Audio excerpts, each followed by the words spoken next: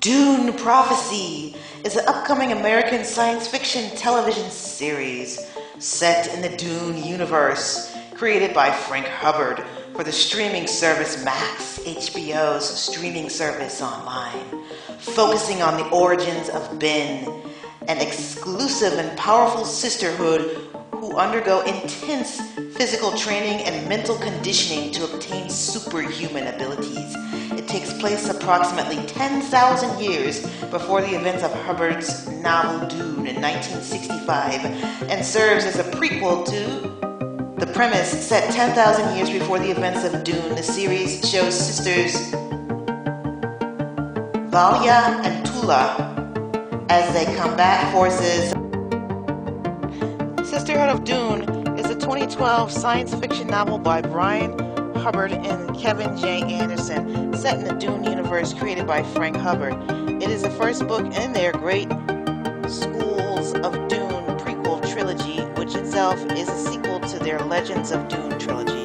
The book is set 80 years after the events of the 2004's Dune, the Battle of Corrin, in which the human military finally defeats the thinking machine armies of Ominous. Now, the fledgling Bene Gesserit and sect schools, as well as the Spacing Guide, are threatened by the independent anti-technology forces gaining power in the aftermath of the Jihad. The Great Schools of Dune trilogy, first mentioned by Anderson in 2010's blog post, will chronicle the early years of these organizations, which figure prominently in the original Dune novels. The plot: by the time of the novel, the Butler family, under the name of Corrin, has consolidated the tenuous holds on the human-occupied universe.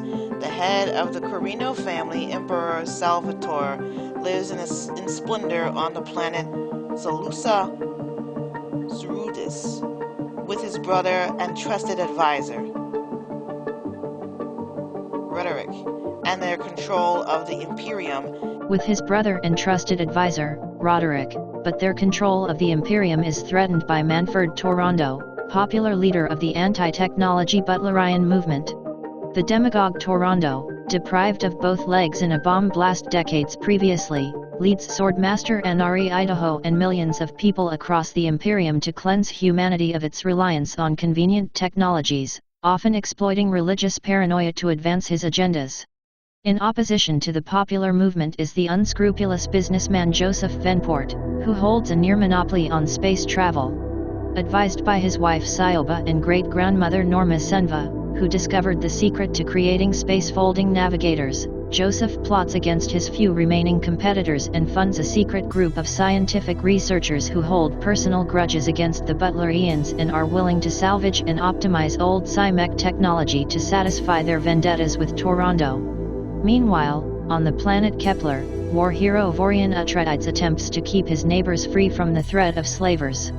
An attempt to obtain imperial protection for his planet is successful, but Valya is sent even deeper into exile by Salvador and Roderick, who are concerned that the Jihad hero may, through his celebrity, incite a rebellion against their authority.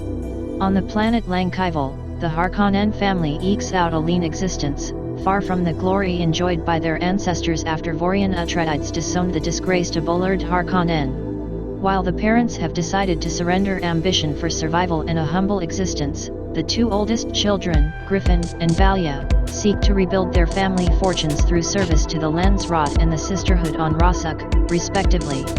Valya's granddaughter Raquella Berto-Anarul, who survived a poisoning that provided her with the memories and mental presences of her female ancestors, leads the Sisterhood.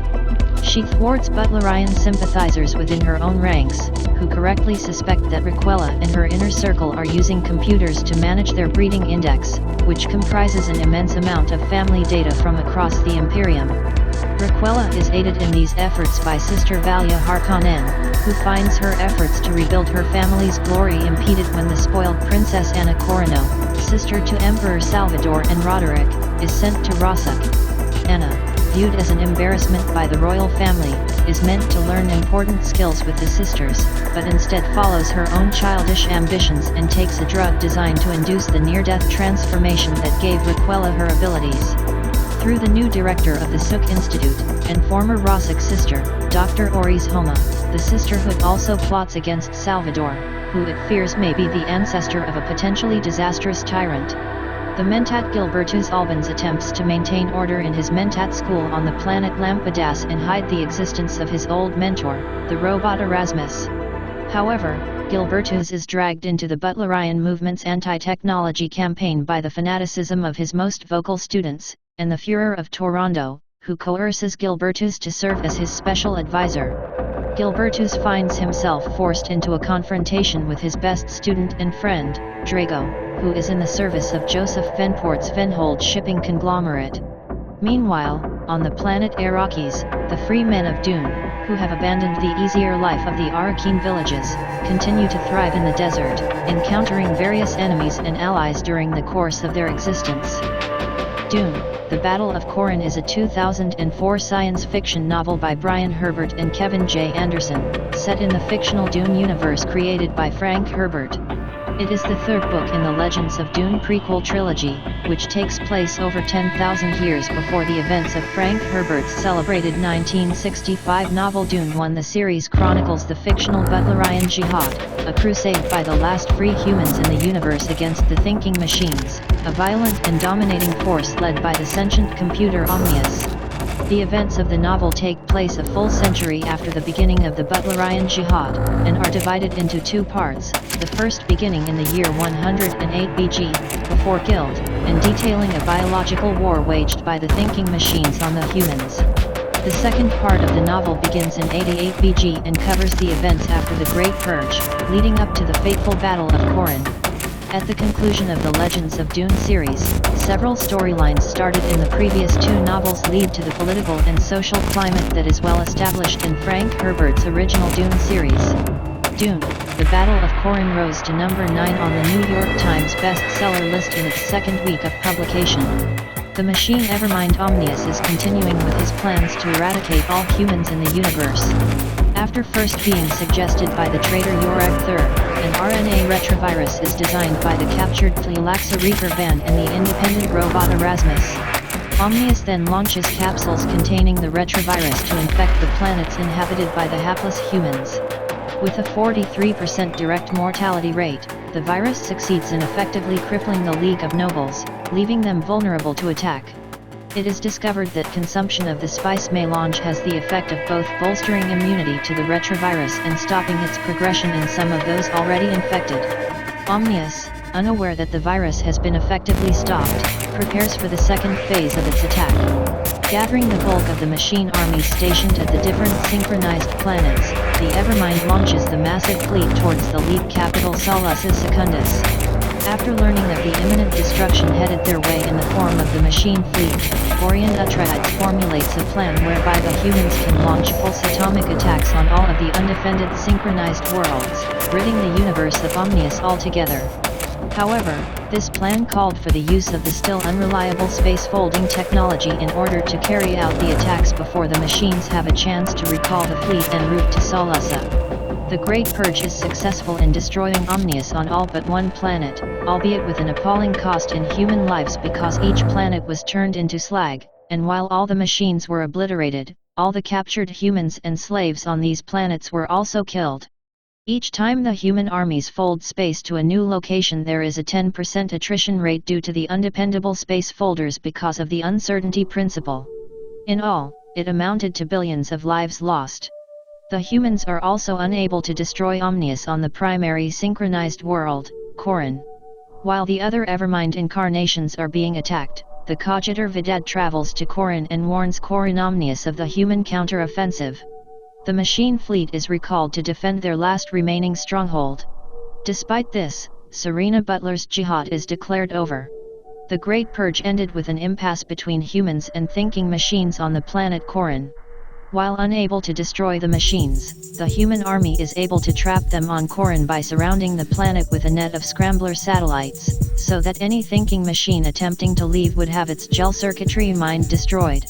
This situation continues for almost 20 years with the machines unable to escape, and most humans unwilling to enter another battle. Omnius, again at the suggestion of Thur, sends machines with primitive minds that can evade the Scrambler network to attack Solus Secundus and Rosuk. These attacks have a limited effect, but are enough to remind the humans that the machines are still a threat.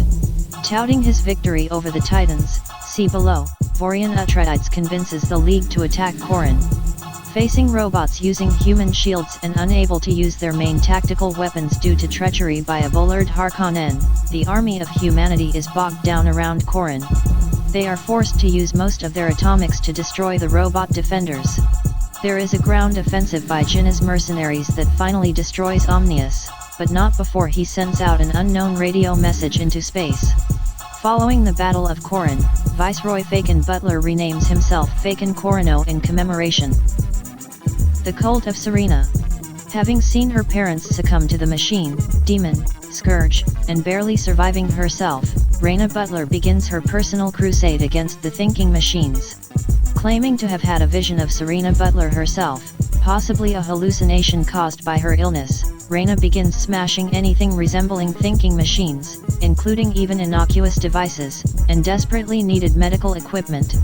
A new group known as the Martyrists, who worship the three martyrs, Serena Butler, Manion the Innocent, and Ibli Jinjo, are instantly taken up by Reyna's mission. Led by Reyna, the cult of Serena causes even more mayhem for humans. Despite inherent hypocrisy, such as the destruction of some technology, but the continuous use of spaceships, within the group, the cult's legacy endures. The primary commandment in the Orange Catholic Bible, "Thou shalt not make a machine in the likeness of a human mind," is attributed directly to Reyna Butler. Furthermore, the group is responsible for the strict laws banning all thinking machines under pain of death, and sometimes torture. During the 20-year impasse, the three remaining Titans, Agamemnon, Juno, and Dante, are struggling to rebuild their Simek empire. While surveying Wallach 9, which has been devastated during the Great Purge, 4 possible survivors in need of aid, Primero Quinton Butler, Faken and fabled Harkonnen's father, is captured by Simex, and taken to the Titan stronghold on Hesra. There he is tortured and converted into a Simek himself. After learning about this, Valya and Tula feigns retirement and travels to Hesra. Once there, he regains his father Agamemnon's trust. In a final coup, Valya and Quinton successfully kill the Titans and their Simek underlings, but at the cost of Quinton's life. The Bene Gesserit. The sorceresses of Rosuk take their final steps toward becoming the Bene Gesserit Sisterhood when a resurgence of the machine plague occurs after the Great Purge. Raquella Bertoanarul, granddaughter of Valya and Tula, and Mohandas Sugh, 2 doctors, arrive to assist with the new outbreak. After being infected herself, Raquella makes the miraculous recovery due to substances found on the planet.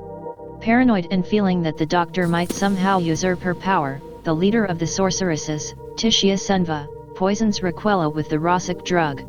Rather than killing her, the ordeal awakens other memory within Raquella. She manages to internally convert the poison into a harmless substance, thus being the first to undergo what would later become the spice agony.